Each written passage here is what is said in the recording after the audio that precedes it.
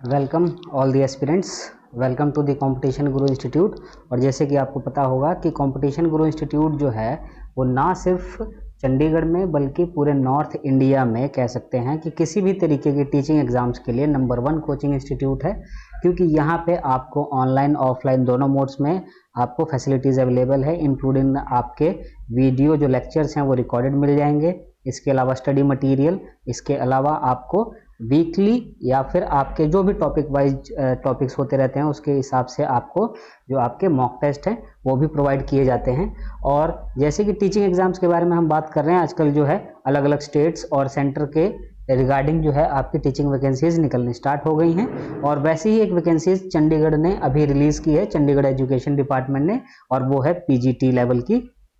और जो PGT level की जो नोटिफिकेशंस निकाली हैं, अलग अलग वैकेंसीज निकाली हैं डिफरेंट सब्जेक्ट्स में, उसमें टोटल वैकेंसी जो है वो 98 है, जिसमें मैं आज आपके साथ शेयर करने वाला हूं पीजीटी की जो नोटिफिकेशन निकाली है चंडीगढ़ एजुकेशन डिपार्टमेंट ने, वो है आपकी ज्योग्राफी के रिगार्डिंग। तो टोटल वैकेंसी जो पीजीटी ज्योग्राफी में चंडीगढ़ एडमिनिस्ट्रेशन की तरफ से आई हैं वो टोटल 3 पोस्ट हैं। ठीक है, जैसे आपको पता होगा कि ज्योग्राफी जो है वो बहुत ही कम स्कूल्स में चंडीगढ़ के +1 +2 लेवल पे पढ़ाई जाती है, और इसके अलावा भी बहुत कम स्टूडेंट्स हैं जो +2 लेवल पे ज्योग्राफी पढ़ पाते हैं, इसीलिए वैकेंसीज थोड़ी कम है। इसके अलावा आप नॉर्थ इंडिया में मेनली मान सकते हैं कि पीयू, कुरुक्षेत्र यूनिवर्सिटी और दिल्ली यूनिवर्सिटी के अलावा आपको मास्टर्स लेवल पे ज़्यादा यूनिवर्सिटीज़ में ज्योग्राफी देखने को नहीं मिलती या फिर वो पढ़ाते नहीं हैं। ठीक है, तो जो 3 टोटल पोस्ट निकली हैं ज्योग्राफी की, उसके रिगार्डिंग थोड़ा डिस्कस करेंगे। अभी जो है चंडीगढ़ एडमिनिस्ट्रेशन ने डेट्स वगैरह डिक्लेयर कर दी हैं, जो कि आपकी 25 अक्टूबर से पीजीटी वैकेंसी जो हैं एप्लीकेशन प्रोसेस स्टार्ट हो जाएगा, यानी कि 25 अक्टूबर से आप फॉर्म फिल करना स्टार्ट कर सकते हैं। और इसमें ज्योग्राफी जो है आपका मेन सब्जेक्ट रहेगा, जो एक्चुअली में डिसाइड करेगा कि आप कट ऑफ क्लियर करते हो या फिर मेरिट लिस्ट में आपका नाम आता है या फिर नहीं। ठीक है, तो ज्योग्राफी के बारे में डिस्कस करना स्टार्ट करते हैं। सबसे पहली चीज आपको याद रखनी है, और वो है कि जब भी आप पीजीटी लेवल की ज्योग्राफी का सिलेबस चेक करते हैं तो उसमें ज्योग्राफी को इजीली अंडरस्टैंड करने के लिए हमने 2 पार्ट्स या 2 डिविजन्स कर दी हैं। ठीक है, जिसमें एक हम करते हैं physical geography,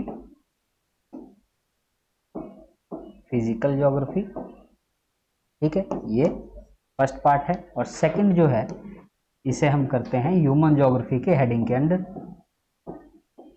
human geography.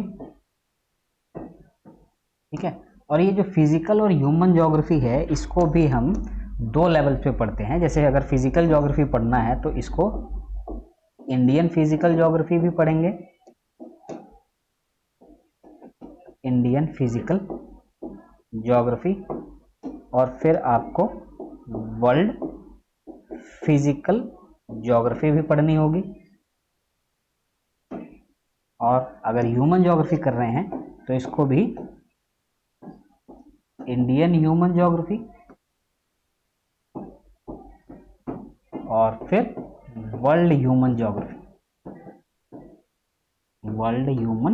Geography. यानी कि ज्योग्राफी को सिस्टमैटिकली अच्छे से पढ़ने के लिए हमने पहले तो 2 मेजर डिविजन्स या 2 मेजर आपके पार्ट्स में डिवाइड कर दिया है, फिजिकल और ह्यूमन। और फिजिकल और ह्यूमन को भी आप 2 अलग अलग लेवल पे पढ़ोगे। फिजिकल ज्योग्राफी में जो टॉपिक्स आते हैं वो इंडिया लेवल के अलग होंगे, और वर्ल्ड लेवल के जो फिजिकल ज्योग्राफी पढ़ेंगे उसमें अलग ही चीज़ें करनी पड़ती हैं।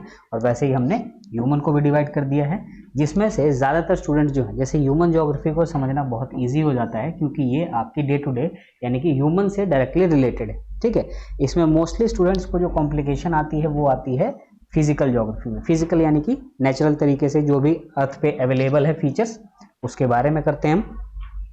और फिजिकल ज्योग्राफी करते वक्त बहुत सारे टेक्निकल चीज़ों का ध्यान रखना पड़ता है, बहुत सारे टेक्निकल टर्म्स आते हैं, और उन्हीं टर्म्स से रिलेटेड स्टूडेंट्स को कन्फ्यूजन होती है, या फिर उस कॉन्सेप्ट्स में आपको अंडरस्टैंड करने में उन कॉन्सेप्ट्स को बहुत दिक्कत होती है।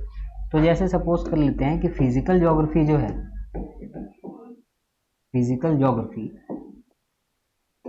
इसमें हम पहला जो सब डिवीजन है यानी कि Indian physical geography,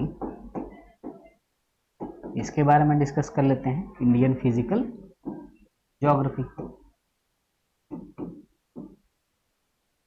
Indian physical geography जो है इसके अंदर आपके बहुत सारे टॉपिक्स आ जाते हैं। जैसे एग्जांपल के तौर पे आपको बता दें कि फिजियोग्राफी है, ठीक है, जिसमें फिजिकल फीचर्स करते हैं, जिसमें माउंटेन्स, प्लेटूज, प्लेन्स, आइलैंड्स, ये सारे आपके फिजिकल फीचर्स जो हैं वो फिजियोग्राफी में आ जाते हैं। उसके अलावा आपको क्लाइमेट के बारे में पढ़ना होता है, जलवायु। थर्ड जो है ड्रेनेज है, ठीक है। फिर वेजिटेशन एक टॉपिक आता है, वनस्पति।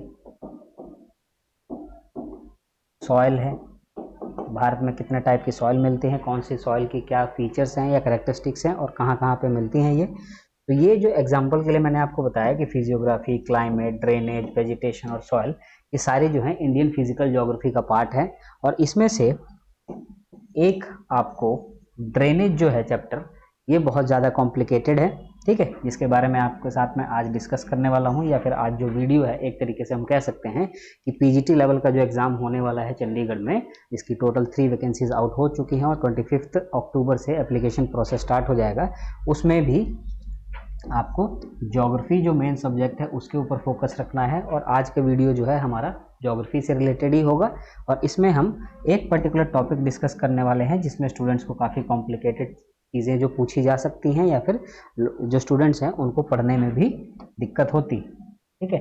तो इसमें इंडियन ड्रेनेज सिस्टम के बारे में, इंडियन ड्रेनेज सिस्टम, ये आपका एक पर्टिकुलर टॉपिक है। इंडियन ड्रेनेज सिस्टम में मेनली हम क्या करते हैं, रिवर्स के बारे में स्टडी करते हैं, ठीक है। इंडियन ड्रेनेज सिस्टम में रिवर्स से रिलेटेड जो भी क्वेश्चंस आपके एग्जाम में पूछे जा सकते हैं उनके बारे में आपको ड्रेनेज सिस्टम में सारी इन्फॉर्मेशन जो है वो मिल जाएगी। और इंडियन ड्रेनेज सिस्टम जो है इसमें स्टार्ट करने से पहले आपको 3 चीज़ें याद रखनी होती हैं, जो एक तरीके से इंट्रोडक्शन कह सकते हैं हम। पहला है आपका कैचमेंट एरिया, कैचमेंट एरिया। फिर आता है आपका ड्रेनेज बेसिन और थर्ड है आपका वाटर डिवाइड। ये तीनों जो टर्म्स हैं ये तीनों के मीनिंग अलग अलग हैं। और ड्रेनेज सिस्टम जब हम करते हैं तो उसमें आपको सबसे पहले इन 3 चीज़ों के बारे में डिफरेंस, यानी कि इन तीनों के बीच में फ़र्क क्या है, अंतर क्या है और इनका अर्थ क्या है, उनके बारे में पता होना ज़रूरी है। तो वन बाय वन इनके बारे में डिस्कस कर लेते हैं। जैसे कैचमेंट एरिया, कैचमेंट एरिया को समझने के लिए हम कह सकते हैं कि कैचमेंट एरिया जो है, कैचमेंट एरिया को हम कहते हैं कि water collected by a river from a specific area, from a specific area. यानी कि कोई भी नदी कहीं से भी स्टार्ट तो होती ही होगी, ठीक है। तो कोई भी नदी जहाँ से स्टार्ट होती है उस नदी में पानी जो है वो आसपास के एरिया से ही आता होगा, ठीक है। और फिर वो पानी जो है नदी आगे लेके जाती है। तो जिन एरिया से एक पर्टिकुलर नदी के अंदर पानी आता है वो पूरा एरिया जो है उस नदी का क्या कहलाता है, कैचमेंट एरिया। जैसे सपोज कर लेते हैं कि ये पर्टिकुलर रिवर है एक, ठीक है, ये पर्टिकुलर रिवर है और ये रिवर जो है यहाँ से इसका ओरिजिन है, यानी कि स्टार्टिंग पॉइंट है, और ये डायरेक्शन ऑफ इसका फ्लो है, जिस तरफ ये बह रही है डायरेक्शन ऑफ फ्लो इस तरफ को है।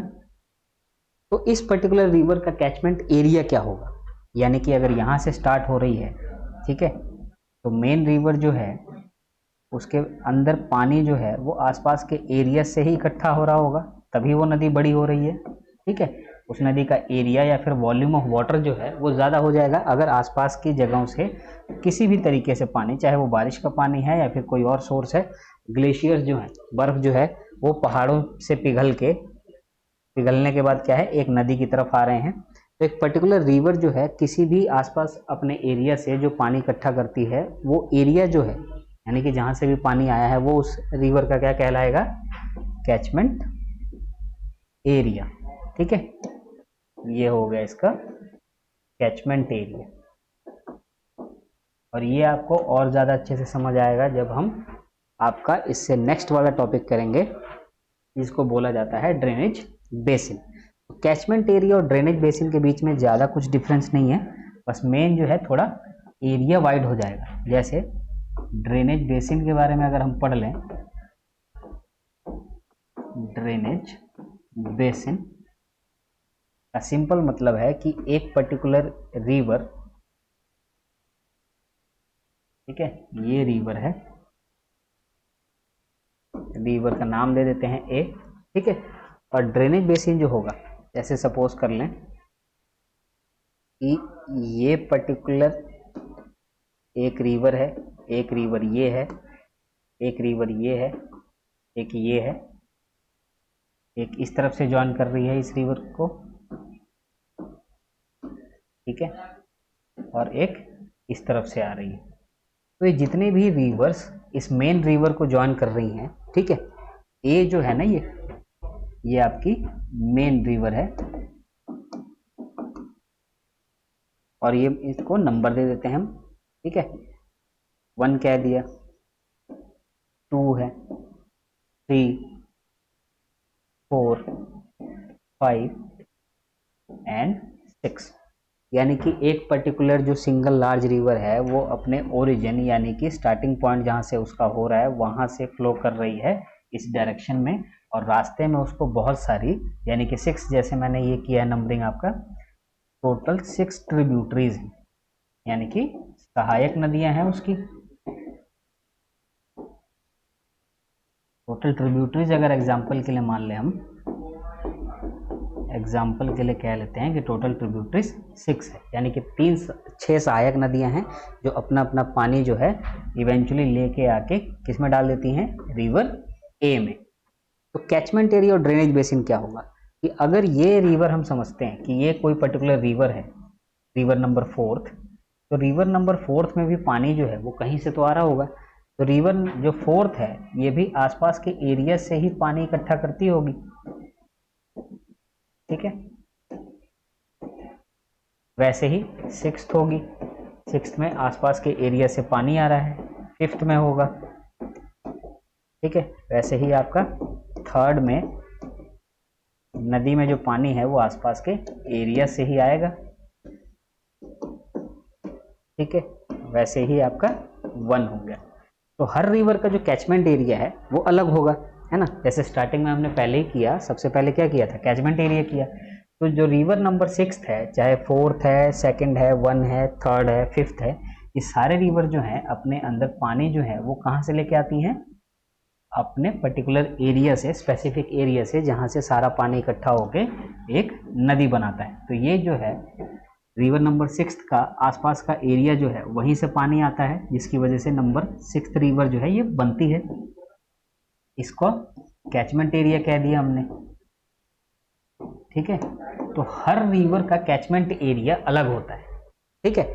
जैसे रिवर नंबर 1, 2, 3, 4, 5, 6 का जो है वो अलग अलग कैचमेंट एरिया है ना। जैसे ये सर्कल कर दिया मैंने, अलग अलग इसका कैचमेंट एरिया है, ठीक है। हर पर्टिकुलर रिवर कहीं से भी स्टार्ट होती है, उस नदी के अंदर पानी जो है उसके आसपास के इलाकों से ही आता होगा। तो जो जितना इलाके से उसका पानी आता है वो पूरा इलाका उसका क्या कहलाएगा, पूरा एरिया जो है जहाँ से रिवर वाटर कलेक्ट कर रही है पूरा, वो पूरा एरिया जो है उसका कैचमेंट एरिया कहलाएगा। तो ड्रेनेज बेसिन क्या होगा, ड्रेनेज बेसिन को हम कहते हैं an area drained by its river, an area drained by its river and tributaries, यानी कि एक पूरा इलाका जहाँ पे पानी जो है वो एक मेन रिवर, यानी कि रिवर जो मेन हमने मान ली है वो ए है, जो यहाँ से स्टार्ट होके आपके आगे डायरेक्शन में फ्लो कर रही है। तो इस पूरा एरिया जो है जिसको रिवर ए और बाकी ये जो 6 ट्रिब्यूटरीज हैं वो पूरे इलाके में पानी पहुंचाती हैं, तो एक पर्टिकुलर रिवर जो है उसका ड्रेनेज बेसिन क्या हो जाएगा, ये पूरा एरिया। ठीक है, ये पूरा एरिया जो है वो क्या कहलाएगा, ड्रेनेज बेसिन, ना कि कैचमेंट एरिया। ठीक है, क्योंकि कैचमेंट एरिया जो है वो कंपैरेटिवली क्या होगा, थोड़ा छोटा होगा। जैसे catchment area 6th, 4th, 5th, 3rd, 2nd, 1 जो है, इन सारे रिवर्स का कैचमेंट एरिया अलग है, यानी कि थोड़ा छोटा है। और एक बड़ी नदी जो है, ठीक है, एक बड़ी नदी और उसकी जो ट्रिब्यूटरीज हैं वो अपना सारा पानी जो है आसपास के एरियाज में बांटती हैं, और इसीलिए एक पर्टिकुलर रिवर जो है उसका ड्रेनेज बेसिन जो है वो काफ़ी बड़ा हो जाता है। ठीक है, तो आपको ये 2 चीज़ें समझ आई होंगी। अब इसमें मैंने आपको बता दिया कि एक पर्टिकुलर रिवर है जैसे जाती है, ठीक है, साइड में उसको बहुत सारी रिवर्स ज्वाइन करती हैं। ठीक है, ये ट्रिब्यूटरीज हो गई इसकी। हर ट्रिब्यूटरी जो है अपने एरिया से पानी इकट्ठा करती होगी, और वो उस नदी का क्या कहलाएगा, कैचमेंट एरिया। ठीक है, और ये कैचमेंट एरिया के साथ मिला के, यानी कि एक मेन रिवर और उसका ट्रिब्यूटरी जो हैं उनके कैचमेंट एरियाज पूरा मिला के क्या कहलाएंगे, ड्रेनेज बेसिन। Drainage basin. और हर रिवर का एरिया जहां से पानी उसके पास इकट्ठा हो रहा है वो क्या कहलाएगा, कैचमेंट एरिया। Catchment area. और फिर जो तीसरा टर्म हमने डिस्कस करना है वो है आपका वाटर डिवाइड। तो सपोज कर लेते हैं कि एक ये पर्टिकुलर रिवर है, ठीक है, और एक ये पर्टिकुलर रिवर है। ठीक है, ये रिवर ए है, ये बी है। ठीक है, रिवर बी की बहुत सारी ट्रिब्यूटरीज हैं,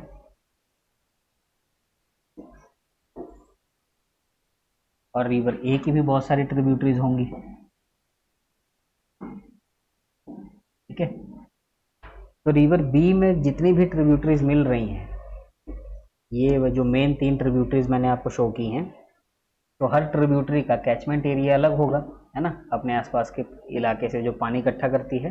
रिवर ए जो है इसकी जितनी भी ट्रिब्यूटरीज हैं, वो जितनी भी छोटी मोटी नदियाँ इसको ज्वाइन करती हैं, उनका कैचमेंट एरिया अलग होगा। ठीक है, और ये कैचमेंट एरिया प्लस ये जो मेन ट्रिब्यूटरी है, यानी कि मेन रिवर जो है, ये पूरा इलाका जो है उसको क्या कह सकते हैं हम, drainage basin. Drainage basin of river A.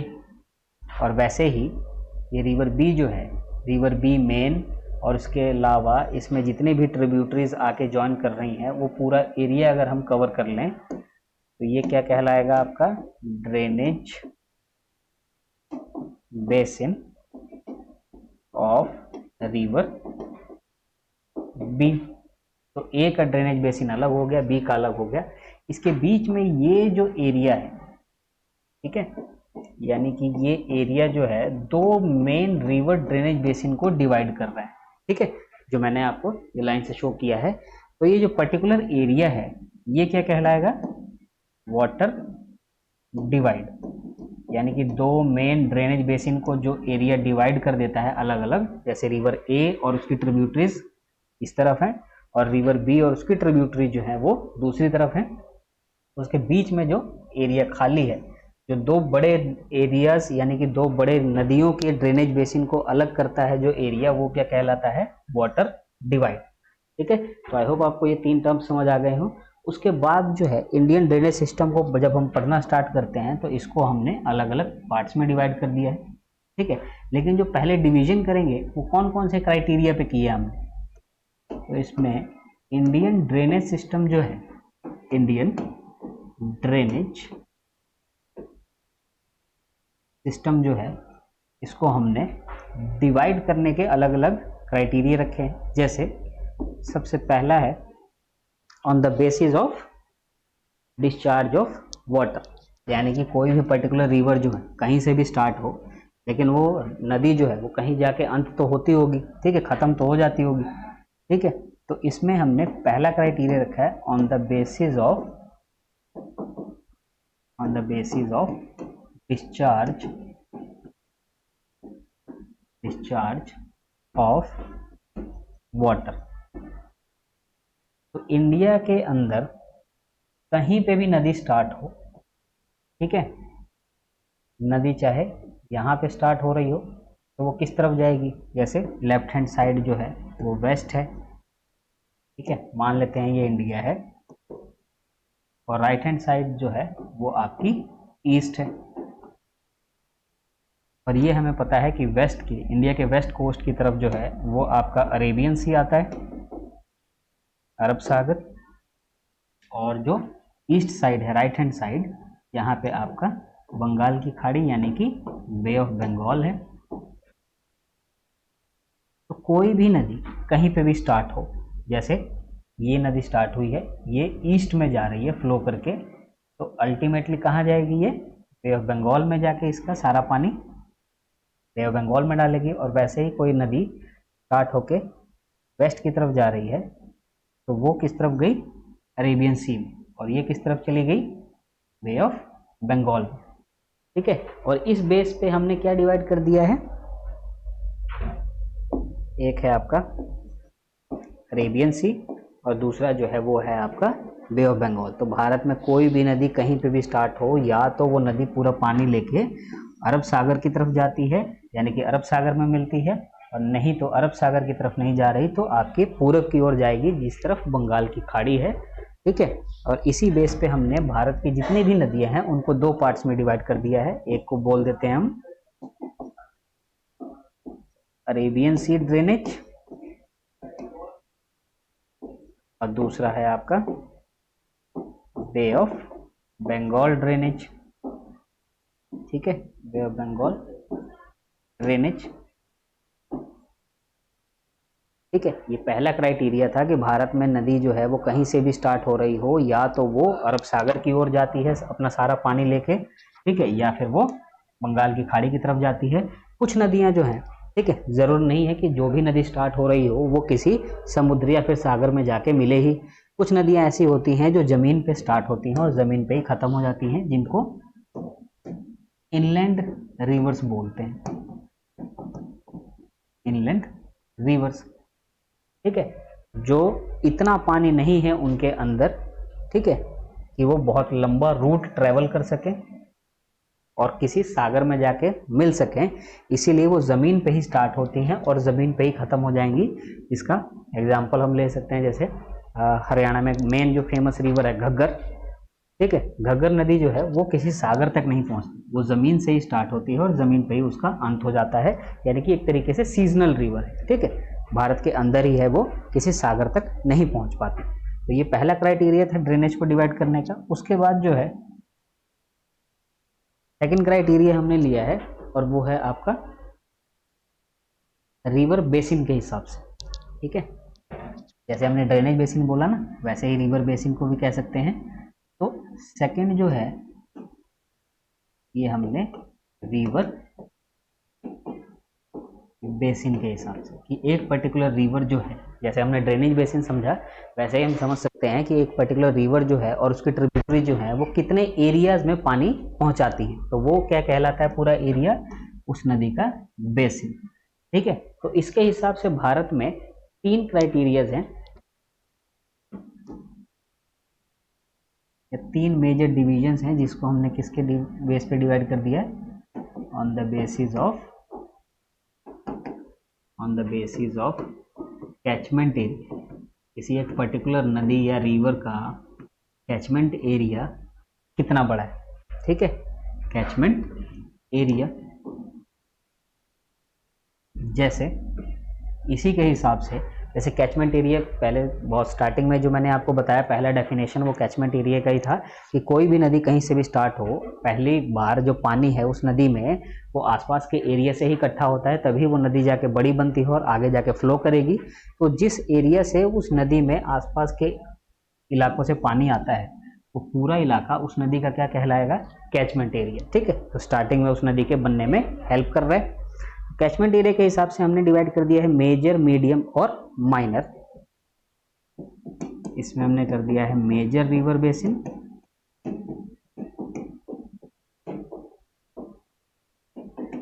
Major river basin, उसके बाद है medium river basin,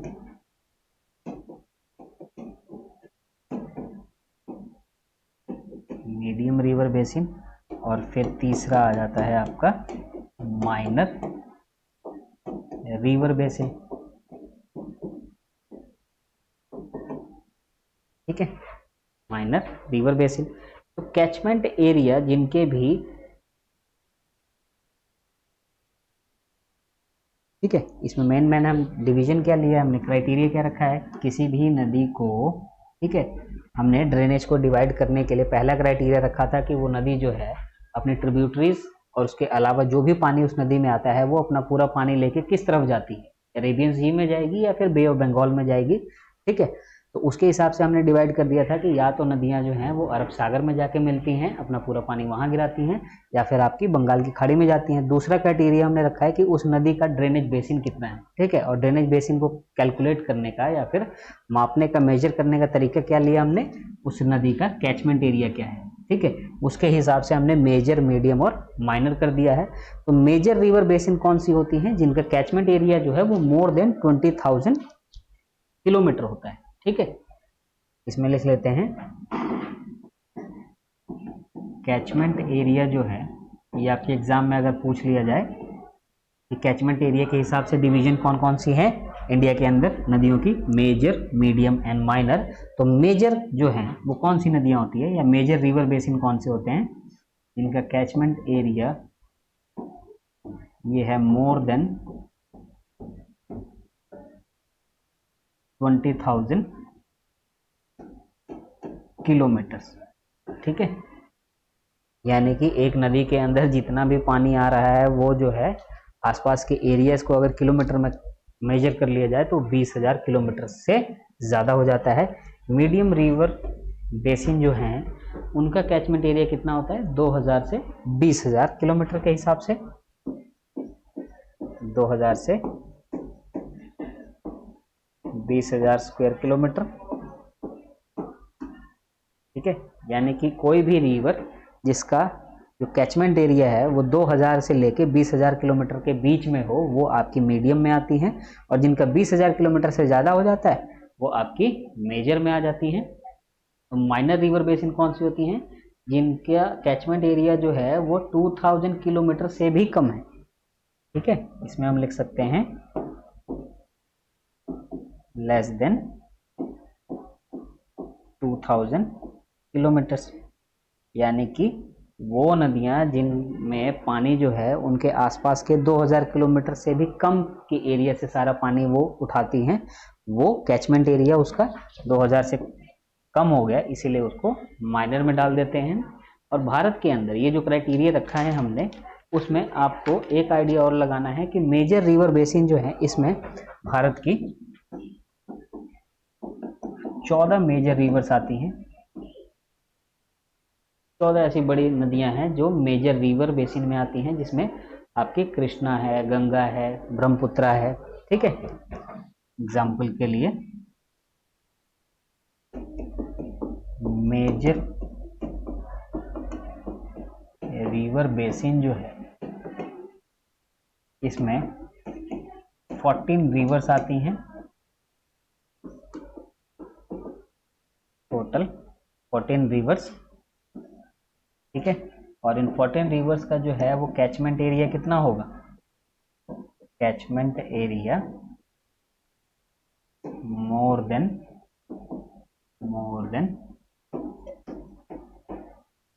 20,000 square kilometre. यानी कि कोई भी एक नदी जो अपने आसपास के एरिया से पानी इकट्ठा करती है और फिर जाके वो नदी बड़ी नदी बनती है, लेकिन वो जिन एरिया से पानी इकट्ठा कर रही है कितने किलोमीटर में फैले हैं, 20,000 किलोमीटर। ठीक है, या 20,000 किलोमीटर से ज़्यादा, वो आपकी मेजर में आ जाते हैं। और एग्जाम्पल अगर हम ले लें इसका, तो तो इसमें ब्रह्मपुत्र है, ठीक है, जितनी भी बड़ी नदियां हैं, ब्रह्मपुत्र, कृष्णा, गंगा, ठीक है, ये सारे आपके मेजर रिवर बेसिन्स में आती हैं। उसके बाद आ जाता है आपका मीडियम रिवर बेसिन, जिसके अंदर भारत के अंदर आइडेंटिफाई जो हमने किया है वो टोटल 44 रिवर्स को किया है। सेकेंड है आपकी मीडियम रिवर बेसिन्स,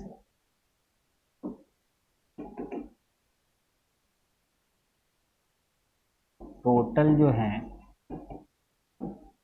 44 रिवर्स ऐसी हैं जो मीडियम रिवर बेसिन्स के अंदर आती हैं। और ये 44 रिवर जो बेसिन्स हैं इनको मीडियम हमने इसीलिए माना है क्योंकि इनका कैचमेंट एरिया जो है, कैचमेंट एरिया इज 2000 से लेके 20,000 स्क्वायर किलोमीटर के बीच में है, ठीक है। और एग्जाम्पल के लिए इसमें कौन कौन सी नदियां आ जाती हैं इंडिया के हिसाब से, ये है आपकी कालिंदी, मेघना, पेरियार, ये वाले जो नदियां हैं जिनके बारे में कम ही सुनते हैं हम, ये आपके मीडियम में आ जाती हैं। कालिंदी, मेघना, पेरियार, ये एग्जाम्पल्स हैं आपकी मीडियम रिवर बेसिन्स के। और मीडियम रिवर बेसिन्स के बाद आपकी बच जाती हैं माइनर रिवर बेसिन्स। तो माइनर रिवर बेसिन्स में नदियों की जो काउंटिंग है वो अभी तक एग्जैक्ट नहीं हो पाई है, माइनर रिवर बेसिन्स। तो इसका मतलब हम मान सकते हैं कि बहुत सारी रिवर्स होंगी, यानी कि मेजर में 14 हैं, मीडियम में आपकी 44 हैं, तो माइनर में उससे भी ज़्यादा होंगी, ठीक, बहुत सारी ऐसी छोटी मोटी नदियां हैं। तो ये माइनर रिवर बेसिन जो है, रिवर बेसिन, ये कहाँ मिलती हैं? Found in areas of low rainfall. वो कोई भी एरिया जहाँ पे बारिश कम होती है, तो ऑब्वियस है कि नदियों में पानी भी कम ही होगा, तो उनका कैचमेंट एरिया भी कम हो जाता है, ठीक है। और इसका बेस्ट एग्जांपल जो हम ले सकते हैं, बेस्ट एग्जांपल हम क्या लें उस रिवर का जो माइनर में आती है, वो है आपकी मांडोवी रिवर, गोवा की, मांडोवी इन गोवा, ठीक है, ये आता है आपका माइनर रिवर बेसिन में। और उसके बाद हमने ड्रेनेज को, हमने पहले पार्ट में पढ़ लिया कि ड्रेनेज को हमने डिवाइड कर दिया है कि वो रिवर जो है और उसके ट्रिब्यूटरीज की जो पानी आई है उसके रिवर के अंदर, वो पूरा रिवर का फ्लो जो है वो किस तरफ जा रहा है, या वो बे ऑफ बंगाल की तरफ जा रहा है या फिर अरेबियन सी की तरफ जा रहा है। तो उस बेस पे हमने डिवाइड कर दिया कि bay of Bengal drainage and Arabian sea drainage. उसके बाद सेकंड डिवीजन में लिया कि किसी पर्टिकुलर रिवर का कैचमेंट एरिया कितना बड़ा है, ठीक है। तो कैचमेंट एरिया में भी हमने अलग अलग क्राइटेरिया रखा, उसके हिसाब से हमने आपकी मेजर, मीडियम और माइनर रिवर बेसिन्स कर दी। और जो थर्ड क्राइटेरिया है ड्रेनेज सिस्टम को डिवाइड करने का, वो है आपका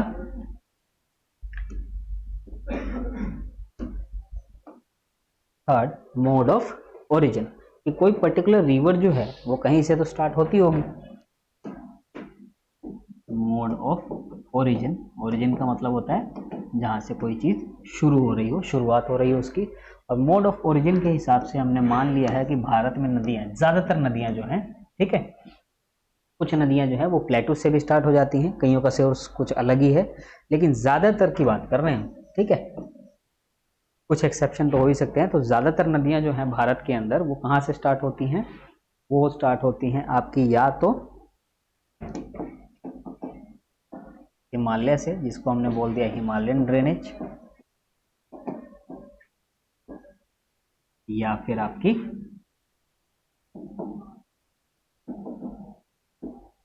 साउथ में पेनिनसुलर ड्रेनेज, ठीक है। ये दो क्राइटेरियाज हमने किसके बेस पे रखे हैं? मोड ऑफ ओरिजिन के हिसाब से, ठीक है। तो भारत के अंदर जितनी भी नदियां हैं वो या तो हिमालय से स्टार्ट होती हैं या फिर पेनिनसुला, यानी कि साउथ में है उनका स्टार्टिंग पॉइंट। हिमालय में स्टार्टिंग पॉइंट तो आपको पता लग ही गया होगा कि हिमालयस या हिमालयन माउंटेन्स, और पेनिनसुला यानी कि साउथ की बात कर रहे हैं हम, साउथ इंडियन रिवर्स कह सकते हैं इसको, साउथ इंडियन ड्रेनेज सिस्टम,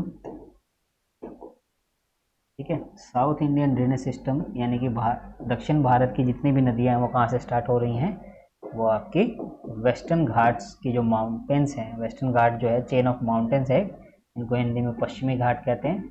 पश्चिमी घाट से ज़्यादातर नदियों का उद्गम स्थल है, यानी कि स्टार्टिंग पॉइंट या ओरिजिन पॉइंट है, ठीक है। तो भारत में हमने कौन सी नदी कहाँ से स्टार्ट हो रही है मेन, उसके हिसाब से दो पॉइंट्स में डिवाइड कर दिया है, दो डिविजन्स में। एक तो हिमालयन ड्रेनेज सिस्टम जिसमें हिमालयस और हिमालय के जो पर्वत है वहाँ से नदी स्टार्ट हो रही है, उसके बाद वो अलग अलग दिशाओं में जाती है, या फिर दक्षिण भारत में जो वेस्टर्न घाट्स हैं, ठीक है, पश्चिमी घाट की जो पहाड़ियाँ हैं वहाँ से स्टार्ट होती है, इसीलिए हमने क्या बोल दिया है, पेनिनसुलर ड्रेनेज, ठीक है। इसमें एक चीज को आपको हमेशा याद रखना है कि इंडिया जो है, ठीक है, इंडिया जो है, इंडिया में आपका ये जो पर्टिकुलर पोर्शन है, ये जो है आपकी हिमालयस हैं, ठीक है, और ये आपका वेस्ट है और ये आपका ईस्ट है। तो इंडिया का ये जो वेस्ट कोस्ट है, ठीक है, ये जो वेस्ट कोस्ट है और ये आपकी जो पूरी हिमालयस है जो नॉर्थ से स्टार्ट होकर ईस्ट की तरफ जाती हैं, तो वेस्ट कोस्ट पे बहुत सारे छोटे मोटे माउंटेन्स हैं, एक चेन है, इनकी पर्वत श्रृंखला है, ठीक है। और ये चेन ऑफ माउंटेन्स को कलेक्टिवली क्या बोला जाता है, वेस्टर्न घाट्स। तो नॉर्थ से लेके साउथ की तरफ ये जो छोटी मोटी पहाड़ियां हैं, पर्वत श्रृंखला है, इनको पश्चिमी घाट बोला जाता है। तो नॉर्थ में जितनी भी रिवर्स हैं, ठीक है, ये हमने किसमें डिवाइड कर दी हैं, हिमालय से, यानी कि हिमालय से स्टार्ट होके फिर ये बे ऑफ बंगाल या फिर आपकी अरेबियन सी की तरफ जाती होंगी, ठीक है, ये है अरेबियन सी और ये है आपकी बे ऑफ बंगाल, ठीक है। तो हिमालय में नदी जो है वो कहीं से भी स्टार्ट हो, जैसे मान लेते हैं ये ए है, ये बी है, ठीक है, तो ए नदी स्टार्ट तो हिमालय से ही हो रही है, लेकिन इसका फ्लो किस तरफ है, बे ऑफ बंगाल की तरफ। और ए बी जो है ये भी हिमालय से स्टार्ट हो रही है, लेकिन फ्लो इसका अरेबियन सी की तरफ है। लेकिन यहाँ पे हमने जो डिवाइड किया है वो क्राइटेरिया क्या रखा है, हम ये नहीं देख रहे हैं कि अरेबियन सी की तरफ जा रही है कि बे ऑफ बंगाल की तरफ, हमने ये देखना है कि वो स्टार्ट कहाँ से हो रही है। इवेंचुअली या अंत में स्टार्टिंग पॉइंट जो है उसका वो हिमालय की पहाड़ियाँ ही हैं, हिमालय पर्वत ही हैं। वैसे ही हमने पहला डिवाइड कर दिया कि हिमालयन ड्रेनेज, ठीक है, और दूसरा हमने कर दिया पेनिनसुलर ड्रेनेज, ठीक है।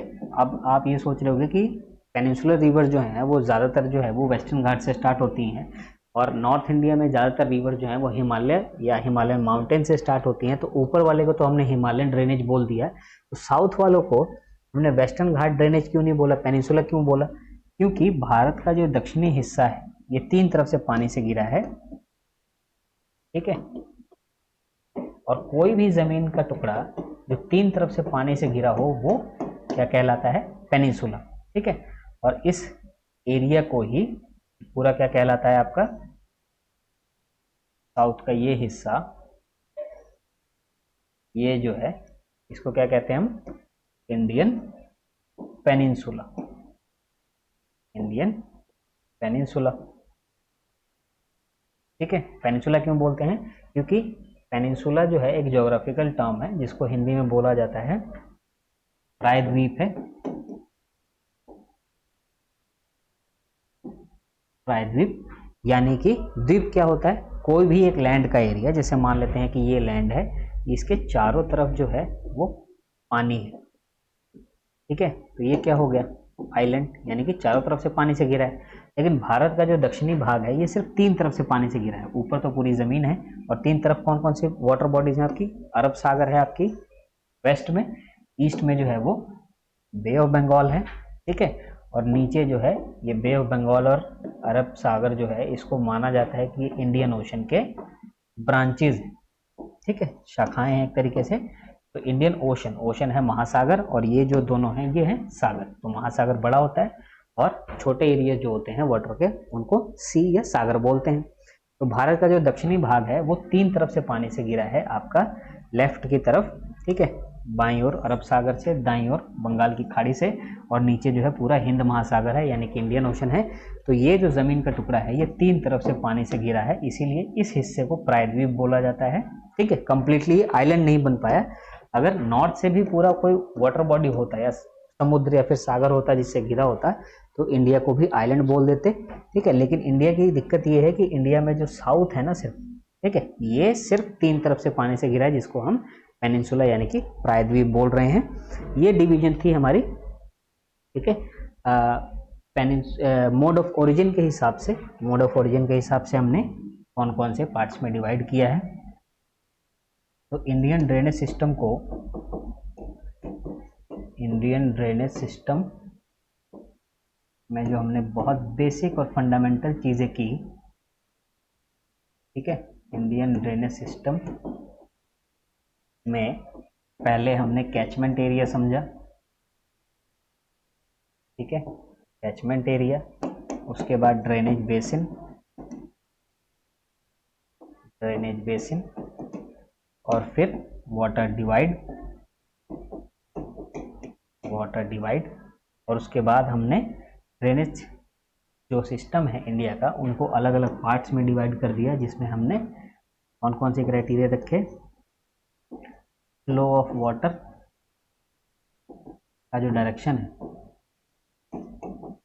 कि कोई भी पर्टिकुलर रिवर किस डायरेक्शन में फ्लो कर रही है, ठीक है। तो Arabian sea, bay of Bengal, ठीक है। सेकंड था कैचमेंट एरिया के हिसाब से, कैचमेंट एरिया जिसको हमने मेजर, मीडियम और फिर माइनर, और लास्ट था आपका मोड ऑफ ओरिजिन, किसी भी नदी का स्टार्टिंग पॉइंट क्या है, मोड ऑफ ओरिजिन। और मोड ऑफ ओरिजिन जो है वो आपके या तो हिमालयज हैं या फिर साउथ का, जिसको हम पेनिनसुला कहते हैं, पेनिनसुला, ठीक है। ये आई थिंक आपको टॉपिक्स क्लियर हो गए होंगे। इसके बाद जो है हम इंडिया को क्या करते हैं, प्रॉपर जो है ड्रेनेज सिस्टम यानी कि रिवर सिस्टम स्टार्ट करते हैं, जिसमें मेनली हमने इसको स्टडी करने के लिए क्या किया है, 2 पार्ट्स में डिवाइड कर दिया है। एक है आपकी हिमालयन रिवर सिस्टम,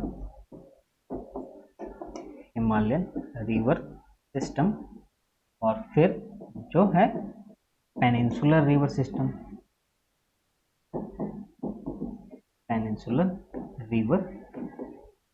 सिस्टम, ठीक है।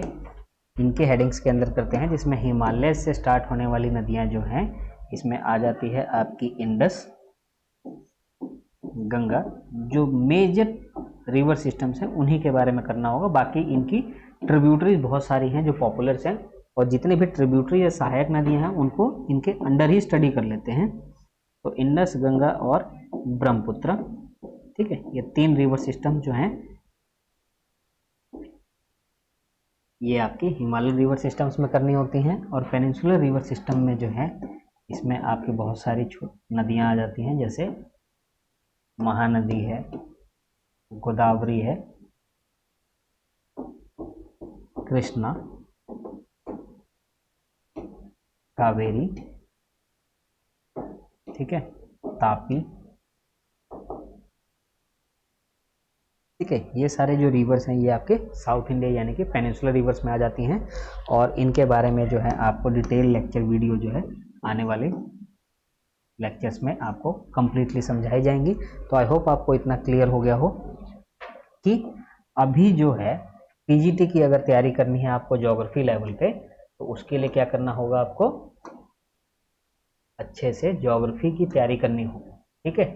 और अगर आप ज्योग्राफी की तैयारी नहीं करते हो तो आपकी सिलेक्शन जो है वो बहुत ज़्यादा डिफिकल्ट हो जाएगी, क्योंकि जो भी पीजीटी की वैकेंसीज आई हैं उसमें एग्जाम पैटर्न आपको पता ही होगा कि जो पेपर 1 है जिसमें आपकी जीके है, थोड़ी बहुत मैथ है, रीजनिंग है, ठीक है। ये सारे जो हैं ये बहुत बेसिक हैं, ये हर एग्जाम्स में पूछे ही जाएंगे, लेकिन मेन आपकी सिलेक्शन जो है वो किस पे डिपेंड करती है कि आपका सब्जेक्ट कितना स्ट्रांग है, ठीक है। क्योंकि अल्टीमेटली अगर आप पीजीटी की जॉब पा भी लेते हो तो आपको पढ़ानी तो क्लासेज ही हैं, ठीक है। आपको हायर क्लासेस पढ़ानी पड़ेंगी और हायर क्लासेस में आपको ये ज्योग्राफी ही पढ़ानी है बच्चों को। तो क्यों ना आप पढ़ाने से पहले आप ये सिर्फ ये मत सोचो कि आपको जो है सिलेक्शन लेनी है, आप ये समझ के पढ़ो कि आपको ये जो है आगे बच्चों को पढ़ाना भी होगा, ठीक है।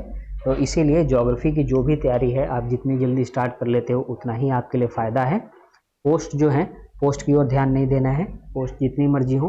आपको पता है कि चंडीगढ़ में स्कूल्स जो हैं ज्योग्राफी जो +1 +2 पे पढ़ाते हैं स्कूल्स, गवर्नमेंट स्कूल्स, वो भी बहुत कम स्कूल्स है जहाँ पे +1 +2 में ज्योग्राफी जो है स्टूडेंट्स को ऑफर की जाती है। इसी हिसाब से चंडीगढ़ ने पोस्ट भी निकाली है। अब क्योंकि बहुत सालों के बाद पीजीटी की वैकेंसीज आई हैं तो आपके लिए गोल्डन अपॉर्चुनिटी है कि आप इन वैकेंसीज को अच्छे से सीरियसली लो और इनकी तैयारी करो। और जैसे मैंने कि आपको स्टार्टिंग में बताया था कि 25 अक्टूबर जो है वहाँ से आपकी एप्लीकेशन प्रोसेस फिल आउट होनी स्टार्ट हो जाएंगी, और जितनी जल्दी आप इनकी तैयारी स्टार्ट कर लेते हो उतना ही ज़्यादा आपके लिए फ़ायदा है। और जो कंपटीशन गुरु इंस्टीट्यूट है इन्होंने जल्द ही आपके बैचेस ऑलरेडी जो स्टार्ट हो चुके हैं, और जितना ज़्यादा आप डिले करोगे उतने ही ज़्यादा आपका सिलेबस और पीछे रहेगा। तो कंपटीशन गुरु इंस्टीट्यूट जो है आपको ऑनलाइन ऑफलाइन दोनों मोड में कोचिंग अवेलेबल करवाता है। इसके अलावा आपको recorded lectures, video, study materials, mock test, ये सारी चीज़ें अवेलेबल होंगी। और जितनी जल्दी आप इन चीज़ों की प्रिपरेशन स्टार्ट करोगे उतने ही ज़्यादा चांसेस बढ़ जाते हैं आपके पीजीटी में सिलेक्शन के, ठीक है। आई होप आपको इतनी सारी चीज़ें क्लियर हो गई हो और जो मैंने टॉपिक पढ़ाया है आपको ज्योग्राफी का उसमें भी कोई डाउट ना हो। और ऐसे ही वीडियोस के लिए आप सब्सक्राइब करिए कंपटीशन गुरु इंस्टीट्यूट को, और आने वाली जो भी वीडियोस हैं, ठीक है, ज्योग्राफी से रिलेटेड ही बता देता है, ज्योग्राफी से रिलेटेड जो भी वीडियोस हैं आपको अवेलेबल हो जाएंगी वेबसाइट्स पे, ठीक है। और इसके अलावा आपको अगर कोई भी क्वेरी है, डाउट है, ठीक है, तो आप कंपटीशन गुरु का जो ये नंबर है इसके ऊपर कांटेक्ट कर सकते हो या फिर आप पर्सनली विजिट कर सकते हो। आई होप आपको ये सारी चीज़ें क्लियर हो गई हो। Thank you.